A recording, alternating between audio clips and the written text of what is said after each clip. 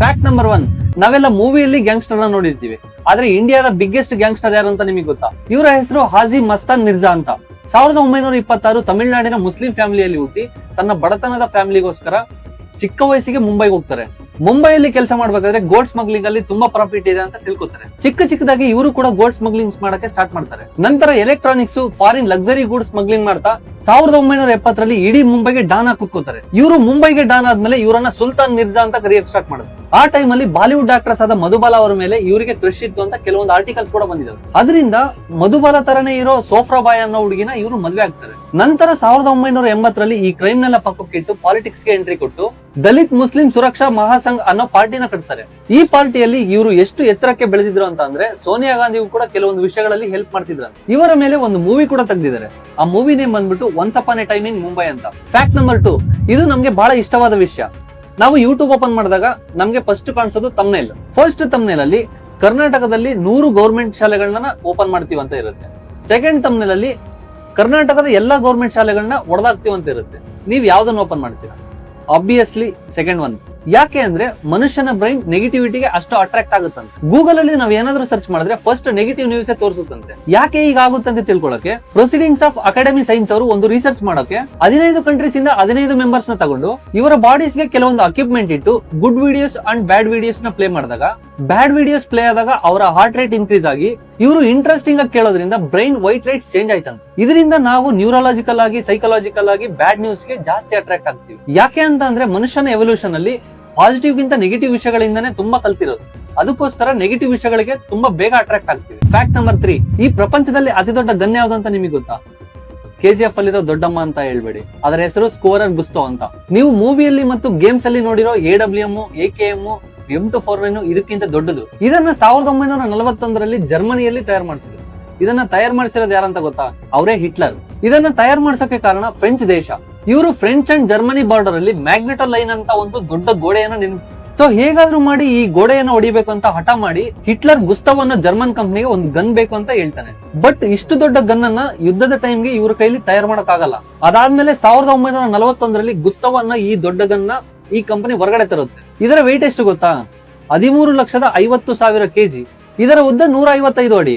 ಇದರ ಎತ್ತರ 38 ಅಡಿ. ಇನ್ನು ಇದರ ಬುಲೆಟ್ ವಿಷಯಕ್ಕೆ ಬಂದ್ರೆ ಇದರಲ್ಲಿ 2 ಟೈಪ್ಸ್ ಆಫ್ ಬುಲೆಟ್ ನ ಯೂಸ್ ಮಾಡ್ತಾರೆ. ಇದರಲ್ಲಿ ಫಸ್ಟ್ ಒನ್ 4,800 kg ಇರೋ ಬುಲೆಟ್. ಇದರಲ್ಲಿ 700 kg ಎಕ್ಸ್ಪ್ಲೋಸಿವ್ ಇರುತ್ತೆ. ಈ ಬುಲೆಟ್ ಏನಾದ್ರೂ ಒಂದತ್ರ ಹೋಗಿ ಹೊಡೆದ್ರೆ 30 ಅಡಿ ಉದ್ದ 30 ಅಡಿ ಅಗಲದ ಒಂದು ಹೋಲು ಕ್ರಿಯೇಟ್ ಆಗ್ತಿತ್ತು. ಇಷ್ಟೊಂದು ತೂಕ ಇರೋ ಬುಲೆಟ್ ದೂರ ಹೋಗಲ್ಲ ಅನ್ಕೋತೀರೇನೋ. ಇದರ ರೇಂಜ್ 48 ಕಿಲೋಮೀಟರ್ಸ್. ಇನ್ನು ಸೆಕೆಂಡ್ ಬುಲೆಟ್ ವಿಷಯಕ್ಕೆ ಬಂದ್ರೆ 23 ಅಡಿ ಕಾಂಕ್ರೀಟ್ ವಾಲ್ ನ ಕೂಡ ಪುಡಿ ಮಾಡುವಷ್ಟು ಸಾಮರ್ಥ್ಯ ಈ ಬುಲೆಟ್ ಹೊಂದಿತ್ತು. ಬಟ್ ಇಷ್ಟು ದೊಡ್ಡ ಗನ್ನಿಗೆ ಒಂದು ಡ್ರಾಬ್ಯಾಕ್ ಇತ್ತು. ಅದು ಏನಂತ ಅಂದ್ರೆ ಇದು ಈ ಗನ್ ಅನ್ನ ಒಂದು ಜಾಗದಿಂದ ಇನ್ನೊಂದು ಜಾಗಕ್ಕೆ ತಗೊಂಡು ಹೋಗಕ್ಕೆ ಒಂದು ಸಪರೇಟ್ ರೈಲ್ವೆ ಟ್ರ್ಯಾಕ್ ಅನ್ನ ಹಾಕ್ಬೇಕಾಗಿತ್ತು. ಈ ಗನ್ನು ಅಷ್ಟು ಪವರ್ಫುಲ್ ಆಗಿದ್ರು ಕೂಡ ಒಂದು ದಿನಕ್ಕೆ 18 ಸಾರಿ ಮಾತ್ರ ಇದು ಫೈರ್ ಆಗ್ತಿತ್ತು. ಯಾಕೆ ಅಂತ ಅಂದ್ರೆ ಇದು ಲೋಡಿಂಗ್ ಗೆ ಅಷ್ಟು ಟೈಮ್ ತಗೊಳ್ತಿತ್ತು. 1945ರಲ್ಲಿ ಯುದ್ಧ ಮುಗಿದ್ಮೇಲೆ ಈ ಗನ್ ಅಮೆರಿಕದ ಸೋಲ್ಜರ್ಸ್ ಗೆ ಸಿಗುತ್ತೆ ಅಂತ ಈ ಗನ್ ಅನ್ನ ಡೆಮಾಲಿಷ್ ಮಾಡುದು. ಫ್ಯಾಕ್ಟ್ ನಂಬರ್ 4, ಈ ಭೂಮಿ ಮೇಲೆ ಡೇಂಜರಸ್ ಅನಿಮಲ್ ಅಂತ ಅಂದ್ರೆ ನೀವ್ ಯಾವ್ದು ಹೇಳ್ತೀರಾ? ಹುಲಿ, ಸಿಂಹ, ಇಲ್ಲ ಚಿರತೆ, ಇಲ್ಲ ಹಾವು ಅಂತ ಹೇಳ್ಬೋದು. ಬಟ್ ಅಲ್ಲ, ಈ ಎಲ್ಲವಕ್ಕಿಂತ ಡೇಂಜರಸ್ ಸೊಳ್ಳೆ ಅಂತ ನಿಮಗೆ ಗೊತ್ತಾ? USA ಟುಡೇ ಅನ್ನೋ ಒಂದು ಆರ್ಟಿಕಲ್ ಪ್ರಕಾರ ಒಂದು ವರ್ಷಕ್ಕೆ 75 ಲಕ್ಷದಿಂದ 1 ಕೋಟಿ ಜನ ಈ ಸೊಳ್ಳೆ ಕಚ್ಚೋದ್ರಿಂದ ಸಾಯ್ತಿದ್ರಂತೆ. ಭೂಮಿ ಮೇಲೆ ಹ್ಯೂಮನ್ ಪಾಪ್ಯುಲೇಷನ್ 750ರಿಂದ 800 ಕೋಟಿ ಇರುತ್ತೆ. ಆದ್ರೆ ಸೊಳ್ಳೆಗಳ ಪಾಪ್ಯುಲೇಷನ್ ಎಷ್ಟಿದೆ ಅಂತ ನಿಮಗೆ ಗೊತ್ತಾ? 110 ಟ್ರಿಲಿಯನ್, ಅದಕ್ಕಿಂತ ಜಾಸ್ತಿ ಇರಬಹುದು. ಅಂದ್ರೆ ಒಬ್ಬ ಮನುಷ್ಯನಿಗೆ 16,000 ಸೊಳ್ಳೆ ಇದಾವಂತೆ. ಬಟ್ ಈ ಫ್ಯಾಕ್ಟ್ ಸೊಳ್ಳೆಗಳ ಬಗ್ಗೆ ಅಲ್ಲ, ಸೊಳ್ಳೆಗಳನ್ನ ಸಾಯಿಸಲು ಯೂಸ್ ಮಾಡೋ mosquito coil and all out ಬಗ್ಗೆ. ಈ ಮಸ್ಕಿಟೋ ಕಾಯಿಲ್ಸ್ ಅಲ್ಲಿ 2 ಟೈಪ್ಸ್ ಇರುತ್ತೆ. ಒಂದ್ರಲ್ಲಿ ನಾವು ಬೆಳೆಗೆ ಹೊಡೆಯೋ ಕಳೆನಾಶಕವನ್ನ ಮಿಕ್ಸ್ ಮಾಡ್ತಾರೆ. ಇನ್ನೊಂದು ಟೈಪ್ ಅಲ್ಲಿ ಒಳ್ಳೆ ಸ್ಮೆಲ್ ಇರುತ್ತೆ, ಸಿಟ್ರನಲ್ ಅನ್ನೋ ಸಬ್ಸ್ಟೆನ್ಸ್ ಇರುತ್ತೆ. ಈ ಸೆಕೆಂಡ್ ಟೈಪ್ ಆಫ್ ಕಾಯಿಲ್ ಇಂದ ಸೊಳ್ಳೆ ಸಾಯಲ್ಲ, ಬಟ್ ಹತ್ರ ಬರಲ್ಲ ಅಷ್ಟೇ. ನ್ಯಾಷನಲ್ ಲೈಬ್ರರಿ ಆಫ್ ಮೆಡಿಸಿನ್ ಅವರು ಮಾಡಿರೋ ಒಂದು ಸ್ಟಡಿಯ ಪ್ರಕಾರ ಈ ಕಾಯಿಲ್ ನ ಅಂಟಿಸಿದಾಗ ಬರೋ ಹೊಗೆ 2.5 ಮೈಕ್ರಾನ್ ಗಿನ ಜಾಸ್ತಿ ಇರುತ್ತಂತೆ. ಅಂದ್ರೆ ಒಂದು ಕಾಯಿಲ್ ಪೂರ್ತಿಯಾಗಿ ಸುಟ್ಟಾದ್ಮೇಲೆ ಬಂದಿರೋ ಹೊಗೆ 75ರಿಂದ 130 ಸಿಗರೆಟ್ ಸೇದಿರೋದಕ್ಕೆ ಸಮ ಅಂತೆ. ಈ ಕಾಯಿಲ್ ಸುಟ್ಟಾಗ ಬರೋ ಹೊಗೆಯಲ್ಲಿ ಫಾರ್ಮಲ್ಡಿಹೈಡ್ ಅನ್ನೋ ಕೆಮಿಕಲ್ ಇರುತ್ತಂತೆ. ಈ ಹೊಗೆಯನ್ನ ಜಾಸ್ತಿ ಕುಡಿಯೋದ್ರಿಂದ ಕಣ್ಣಿನ ಸಮಸ್ಯೆ ಮತ್ತು ಕ್ಯಾನ್ಸರ್ ಬರೋ ಚಾನ್ಸಸ್ ಇದೆ ಅಂತ ಈ ಸ್ಟಡಿಯ ಪ್ರಕಾರ ಹೇಳಿದ್ದಾರೆ. ಈ ಕಾಯಿಲ್ ನ ನಿಮ್ ಮನೆಯಲ್ಲಿ ಏನಾದ್ರೂ ಅಂಟಿಸಿದಾಗ ಸ್ವಲ್ಪ ಹುಷಾರಾಗಿರಿ. ಫ್ಯಾಕ್ಟ್ ನಂಬರ್ 5, ಯಾವತ್ತಾದ್ರೂ ನಿಮ್ಗೆ ಅಲ್ಲಿ ಬಿದ್ದಿರೋ ಊಟ ತಿಂದು ಫುಡ್ ಪಾಯ್ಸನ್ ಆಗಿದ್ಯಾ? ನಿಜ ಹೇಳ್ಬೇಕು ಅಂದ್ರೆ ಅಲ್ಲಿ ಪಾಯ್ಸನಸ್ ಕೂಡ ಅಲ್ಲ, ವೆನಮಸ್ ಕೂಡ ಅಲ್ಲ ಅಂತ ಹೇಳ್ತಾರೆ. ಆಕ್ಚುಲಿ ಭೂಮಿ ಮೇಲೆ ಕೆಲವು ಹಲ್ಲಿಗಳು ಮಾತ್ರ ಪಾಯ್ಸನಸ್. ಯಾವ ಅಂದ್ರೆ the Gila monster and the Mexican ಗ್ರೀಡೆಡ್. ಇವು ಮಾತ್ರ ಪಾಯ್ಸನಸ್. ಈ ಹಲ್ಲಿಗಳು ಬಿದ್ರೆ ಮಾತ್ರ ಫುಡ್ ಪಾಯ್ಸನ್ ಆಗುತ್ತಂತೆ, ಬೇರೆ ಹಲ್ಲಿಗಳು ಬಿದ್ರೆ ಆಗಲ್ವಂತೆ. ಯಾಕೆ ಅಂತಂದ್ರೆ ಪ್ರಪಂಚದ ತುಂಬಾ ದೇಶಗಳಲ್ಲಿ ಹಲ್ಲಿಗಳನ್ನ ತಿಂತಾರೆ. ಹಾಗಾದ್ರೆ ಹಲ್ಲಿ ಫುಡ್ ಅಲ್ಲಿ ಬಿದ್ಬಿಟ್ಟು ಫುಡ್ ಪಾಯ್ಸನ್ ಆಗಿದೆ ಅಂತ ಕೆಲವು ನ್ಯೂಸ್ ಅಲ್ಲಿ ಕೇಳ್ತಾ ಇರ್ತೀವಿ. ಇದಕ್ ರೀಸನ್ ಏನು? ಒಂದು ಭಯ. ನಾನು ಅಲ್ಲಿ ಬಿದ್ದಿರೋ ಫುಡ್ ತಿಂದಿದ್ದೀನಿ ಅಂತ ವಾಮಿಟಿಂಗ್ ಮಾಡ್ಕೊಳ್ಳೋದು, ಸಾಲ್ಟ್ ವಾಟರ್ ಕುಡಿಯೋದು, ಇದರಿಂದ ಇದಾಗುತ್ತೆ. ಈ ಭಯದಿಂದ ನಮ್ಮ ಬಾಡಿ ಡಿಫ್ರೆಂಟ್ ಆಗಿ ಬಿಹೇವ್ ಮಾಡುತ್ತಷ್ಟೇ. ಹಂಗಂತ ಅಲ್ಲಿ ಬಿದ್ದಿರೋ ಫುಡ್ ತಿನ್ನಿ ಅಂತ ಹೇಳ್ತಿಲ್ಲ.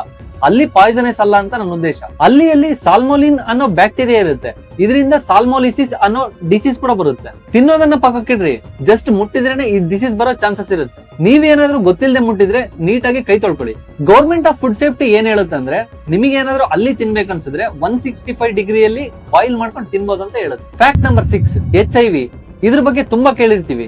ಈ ವೈರಸ್ ಸಹಜವಾಗಿ ಹುಟ್ಟಿಲ್ವಂತೆ, ಇದನ್ನ ಬೇಕಂತಾನೆ ಲ್ಯಾಬ್ ಅಲ್ಲಿ ಕ್ರಿಯೇಟ್ ಮಾಡಿರೋದಕ್ಕೆ ತುಂಬಾ ತೆರಿಗಳಿದಾವೆ. ಯಾಕೆ ಅಂದ್ರೆ 1980ಕ್ಕೂ ಮುಂಚೆ ಈ ವೈರಸ್ ಇರ್ಲಿಲ್ವಂತೆ. ಹಾಗಾದ್ರೆ 1980 ಆದ್ಮೇಲೆ ಹೇಗ್ ಬಂತು? ಫಸ್ಟ್ ಥಿಯರಿ ಪ್ರಕಾರ US ಗವರ್ಮೆಂಟ್ ಇದನ್ನ ಬೇಕಂತಾನೆ ಕ್ರಿಯೇಟ್ ಮಾಡಿದೆ ಅಂತ ಹೇಳ್ತಿದೆ. ಡರ್ಮಟಾಲಜಿಸ್ಟ್ ಅಲನ್ ಕ್ಯಾಂಡ್ವೆಲ್ ಅವರು ಬರೆದಿರೋ ಒಂದು ಬುಕ್ ಅಲ್ಲಿ ಈ HIV ಅನ್ನೋ ವೈರಸ್ ಸೆಂಟ್ರಲ್ ಆಬ್ಡಮಾಲಜಿ ಲ್ಯಾಬೊರೇಟರಿಯಲ್ಲಿ ಆಗಿನ ಡೈರೆಕ್ಟರ್ ಉಲ್ಫ್ ಸುಸುಮ್ನೆಸ್ ಈ ವೈರಸ್ ನ ಕಂಡುಹಿಡಿದಿದ್ದಾರೆ. ಯಾಕೆ ಅಂದ್ರೆ ಅಲ್ಲಿರೋ ಗೇಸ್ ನ ಮತ್ತೆ ಬೈಸೆಕ್ಸುವಲ್ ಪಾಪ್ಯುಲೇಷನ್ ನ ಕಡಿಮೆ ಮಾಡಕ್ಕೆ ಈ ವೈರಸ್ ನ ಕಂಡುಹಿಡಿದಿದ್ದಾರೆ. ಇದರ ಜೊತೆಗೆ ಅಮೆರಿಕದಲ್ಲಿರೋ ಬ್ಲಾಕ್ ಪೀಪಲ್ಸ್ ನ ಕಡಿಮೆ ಮಾಡಕ್ ಕೂಡ ಈ ವೈರಸ್ ನ ಕ್ರಿಯೇಟ್ ಮಾಡಿದ್ದಾರೆ. ಇವರಿಗೆಲ್ಲ ಈ ವೈರಸ್ ನ ಹೇಗೆ ಇಂಜೆಕ್ಟ್ ಮಾಡಿದ್ದಾರೆ ಅಂದ್ರೆ, ಹೆಪಟೈಟಿಸ್ ಬಿ ಅನ್ನೋ ವೈರಸ್ ಗೆ ಇದು ವ್ಯಾಕ್ಸಿನ್ ಅಂತ ಹೇಳ್ಬಿಟ್ಟು ಇಂಜೆಕ್ಟ್ ಮಾಡಿದ್ದಾರೆ. ಇದಕ್ಕೆ ಪ್ರೂಫ್ ಆಗಿ ನ್ಯಾಷನಲ್ ಲೈಬ್ರರಿ ಆಫ್ ಮೆಡಿಸಿನ್ ನಲ್ಲಿರೋ ಡಾಟಾ ಪ್ರಕಾರ HIV ಕೇಸಸ್ ಅಲ್ಲಿ 48.1% ಮೇಲ್ ಟು ಮೇಲ್ ಕಾಂಟ್ಯಾಕ್ಟ್ ಇಂಟಿಮೇಸಿಯಿಂದ ಬಂದಿದೆಯಂತೆ. ಪ್ರತಿ 1,00,000 ಜನ ಬ್ಲಾಕ್ ಪೀಪಲ್ಸ್ ಅಲ್ಲಿ 2,388 ಜನಕ್ಕೆ HIV ವೈರಸ್ ಬಂದಿದೆ. ಬಟ್ ನಾರ್ಮಲ್ ಅಮೆರಿಕನ್ಸ್ ಅಲ್ಲಿ 1,00,000 ಜನಕ್ಕೆ 394 ಜನಕ್ಕೆ ಮಾತ್ರ ಬಂದಿದೆ. ಈ HIV ವೈರಸ್ ನ ಬ್ಲಾಕ್ ಪೀಪಲ್ಸ್ ಗೆ ಮತ್ತೆ ಗೇಸ್ ಗೆ ಮಾತ್ರ ತಯಾರು ಮಾಡಿರೋದು. ಆದ್ರೆ ಇದು ಮಿಸ್ಫೈರ್ ಆಗ್ಬಿಟ್ಟು ಎಲ್ಲಾ ದೇಶಗಳಿಗೆ ಹರಡಿದೆ. ಸೆಕೆಂಡ್ ಥಿಯರಿ ಏನು ಅಂದ್ರೆ, ಚಿಂಪಾಂಜಿಯ ಕಿಡ್ನಿಯಿಂದ ವ್ಯಾಕ್ಸಿನ್ ತಯಾರು ಮಾಡಕ್ ಹೋದಾಗ ಮಿಸ್ ಆಗಿ HIV ವೈರಸ್ ಆಗಿ ಕನ್ವರ್ಟ್ ಆಗಿದೆಯಂತೆ. ಥರ್ಡ್ ಥಿಯರಿ ಏನ್ ಹೇಳುತ್ತಂದ್ರೆ, ಸ್ಮಾಲ್ ಫ್ಯಾಕ್ಸ್ ವ್ಯಾಕ್ಸಿನ್ ನ ಸರಿಯಾಗಿ ಟೆಸ್ಟ್ ಮಾಡಿಲ್ಲ ಅಂತ. ಮನುಷ್ಯನ ಬಾಡಿ ಸ್ಮಾಲ್ ಫಾಕ್ಸ್ ವೈರಸ್ ಇಂದ ಇಮ್ಯುನಿಟಿ ಸಿಸ್ಟಮ್ ವೀಕ್ ಆಗಿತ್ತು. ಈ ಕಾರಣದಿಂದ ಸರಿಯಾಗಿ ಟೆಸ್ಟಿಂಗ್ ಆಗದಿರೋ ವ್ಯಾಕ್ಸಿನ್ ಹಾಕಿರೋದ್ರಿಂದ ತುಂಬಾ ಕಾಂಪ್ಲಿಕೇಶನ್ಸ್ ಬಂದು HIV ವೈರಸ್ ಆಗಿ ಕನ್ವರ್ಟ್ ಆಗಿದೆ. ಈ 3 ಥಿಯರಿ ಇರೋ ತರನೇ US ಗವರ್ಮೆಂಟ್ ಒಂದು ಥಿಯರಿ ಇದೆ. ಇದನ್ನೆಲ್ಲ ರಷ್ಯಾ ಮಾಡ್ತಿದೆ ಅಂತ ಇವ್ರು ಹೇಳ್ತಿದ್ದಾರೆ.